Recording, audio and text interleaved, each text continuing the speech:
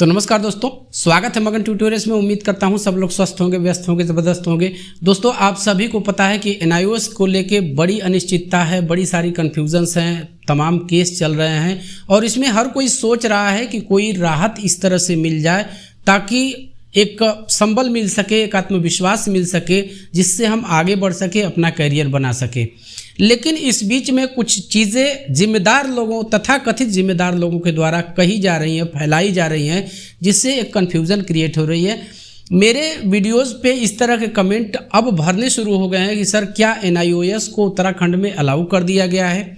एक खबर पता नहीं जानबूझ के वायरल की गई या फिर इसका क्या मोटिव था, अब तो जो लोग वायरल कर रहे हैं वही जाने।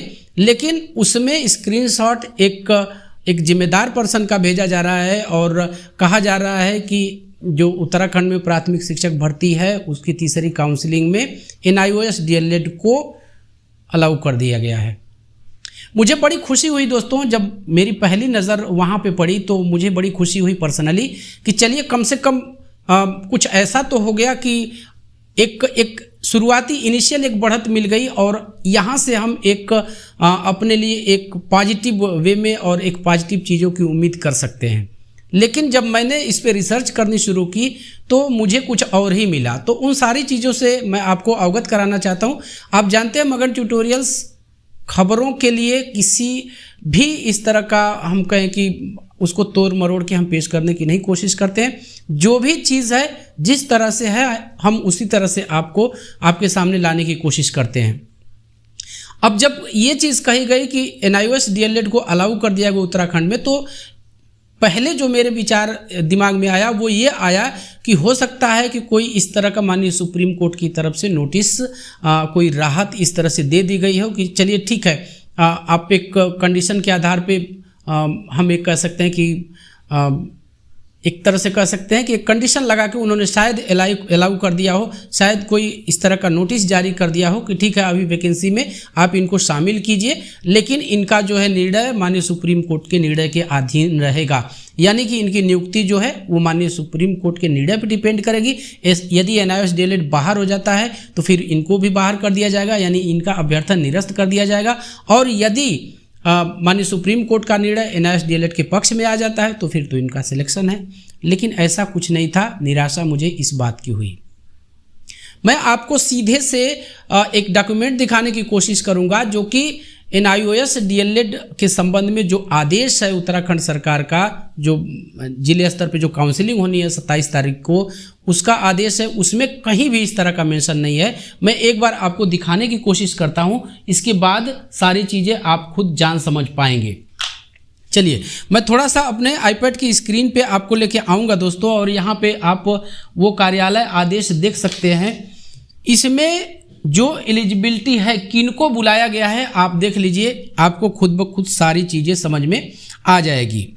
अब यहाँ पे आप देख सकते हैं, मैं इसको यहाँ पे आप देख सकते हैं कार्यालय जिला शिक्षा अधिकारी प्रारंभिक शिक्षा, ये चमोली का है। तो जो आदेश आया है और यहाँ पे ये 24 सितंबर का, ये यहाँ पे आप देख सकते हैं ये 24 सितंबर का आदेश है। मैं थोड़ा सा कलर चेंज कर देता हूँ ताकि आप आसानी से देख पाए।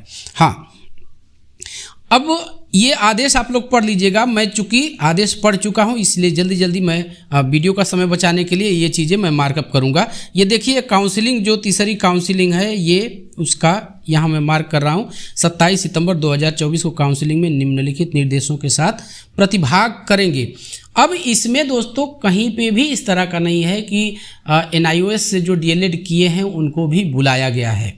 अब आप खुद ही देख लीजिए, जो बुलाया गया है मैं उसको भी मार्कअप कर देता हूं आपके सामने। मैं इसको बीच में लाता हूं थोड़ा सा, ताकि आपको किनको बुलाया गया है समझने में मदद मिलेगी। ये जो इनिशियल आपके अपने पर्सनल डॉक्यूमेंट होते हैं, जैसे समस्त शैक्षिक अंक पत्र, प्रमाण पत्र हो गया, अन्य पात्रता, स्थायी निवास, जाति, सेवा काल, द्विवर्षीय डीएलएड। अब यहाँ पे ये चौथा कॉलम आप पढ़ लीजिए।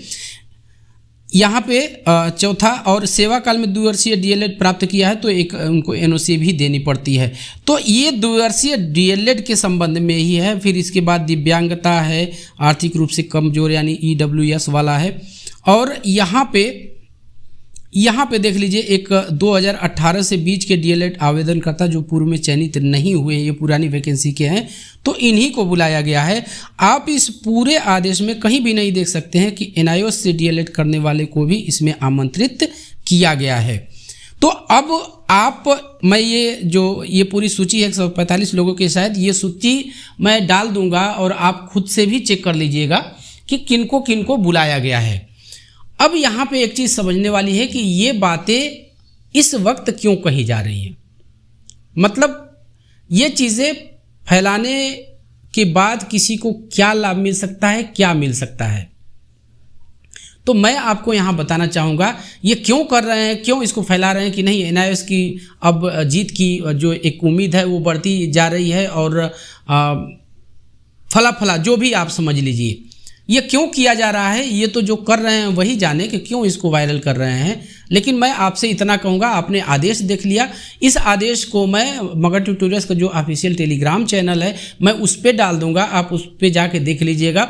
और यदि आप भी एनआईओएस से हैं तो आप उसमें नाम देख लीजिएगा, हो सकता है कि आपका भी हुआ हो, तो आप जाके वहाँ पे काउंसलिंग करा लीजिए। एक चीज़ मैं इससे संबंधित आपको बताता हूँ, जब इसका आवेदन लिया गया था तो उसमें उन लोगों ने भी आवेदन कर दिया था, या तो बोर्ड का नाम गलत दिखा दिया था जहाँ से इन्होंने एनआईओएस डीएलएड किया है, या फिर डीएलएड तो इन्होंने डीएलएड के कॉलम में भर दिया, लेकिन जो डीएलएड कराने वाली संस्था है उसको कहीं न कहीं मैनिपुलेट कर दिया। और आप विश्वास कीजिए, मैं ये बातें ऐसे ही नहीं कह रहा हूँ, मैं नाम नहीं लेना चाहता, जो वहीं के पर्सन हैं, हम कह सकते हैं ऑफिशियल तो उनको नहीं कहेंगे, लेकिन उन्होंने सारी चीज़ें समझाई हैं और वो पकड़े जाएंगे काउंसलिंग में ही। जैसे ही वो सर्टिफिकेट अपना दिखाएंगे कि एनआईओएस से डीएलएड उन्होंने किया हुआ है, उनको वहीं से बाहर किया जाएगा, आप ये समझ लीजिए। तो अब मुद्दा ये है, आप जानते हैं कि जयवीर सिंह वाला भी एक जो मामला था वो रिव्यू पिटीशन खारिज हुआ है। मैंने आपको बहुत पहले से मैं कहता रहा हूँ कि रिव्यू पिटीशन बहुत मुश्किल होता है जब तक उसमें कोई नया डॉक्यूमेंट न जोड़ दिया जाए। तो अभी उम्मीदें किससे हैं? उम्मीदें सिर्फ और सिर्फ ट्रांसफ़र पिटीशन से हैं, और या जो कौशिक दास जी का मामला एक SLP लेके आए हैं वेस्ट बंगाल से, किसी भी केस में यदि इन दोनों में से राहत मिलती है माननीय सुप्रीम कोर्ट से, तो हमारी जीत का रास्ता ज़रूर हम कहें आसान हो जाएगा और हम मान के चलेंगे कि हम जीतने जा रहे हैं। लेकिन इससे पहले इस तरह की चीज़ों से आप सावधान रहिए, और ऐसे लोगों से भी सावधान रहिए जो भ्रांति फैला रहे हैं, एक तरह से हम कह सकते हैं एक भ्रामक जानकारी प्रसारित कर रहे हैं। अब वो जानकारी वो क्यों प्रसारित कर रहे हैं ये वही जानेंगे, लेकिन मैं आपसे कहूँगा आपको सावधान रहने की ज़रूरत है। हाँ, एनआईओएस डीएलएड के लिए जो भी केस के लिए जो भी आवश्यकताएं हैं, जो भी आपका सहयोग है, जो भी आपका कर्तव्य है, वो आपको करना है और फोकस करना है। अभी भी मैं ये कहूँगा कि एनआईओएस के लिए कोई माननीय कोर्ट से राहत नहीं मिली। आप जानते हैं कि कोर्ट के अलावा कोई भी सरकार, राज्य सरकार इसको राहत नहीं दे सकता। यहाँ तक कि केंद्र सरकार भी चाहे तो वो अभी राहत नहीं दे सकती, क्योंकि मामला माननीय सुप्रीम कोर्ट का है और वहाँ से इसको इनवैलिड किया जा चुका है। तो अभी के लिए कुछ नहीं है, आदेश आप देख लीजिएगा, पूरा आदेश पूरी सूची में मगध ट्यूटोरियल्स का जो ऑफिशियल टेलीग्राम चैनल है उस पर मैं उसको डाल दूंगा, आप जाके देख लीजिएगा, पढ़ लीजिएगा। हो सकता है कि मुझे तो नहीं मिला, हो सकता है आपको उसमें मिल जाए कि एनआईओएस डीएलएड को भी बुलाया गया है, तो आप कमेंट सेक्शन में आप मुझे बता सकते हैं। बाकी केसेस चल रहे हैं दोस्तों, और जल्दी जल्दी लिस्टेड अब हो रहे हैं। 21 अक्टूबर को फिर से लिस्ट हुआ है। आप जानते हैं माननीय सुप्रीम कोर्ट में लिस्ट होने में केस महीनों सालों गुजर जाते हैं, लेकिन अगर 21 अक्टूबर में भी सुन लिया जाता है तो हम इसको अपनी सफलता ही मान के चलेंगे और नेतृत्व की सफलता ही कहेंगे। लेकिन इस तरह की चीज़ों से आप लोग सावधान रहिए कि अभी एनआईओएस को किसी भी रूप में शामिल किया गया, अभी एनआईओएस को किसी भी तरह की राहत नहीं मिली है। लेकिन पुरुषार्थ होगा, मेहनत होगी, कैंपेन चलाया जाएगा, तो बहुत संभव है कि हम जीत के ही वापस आएंगे।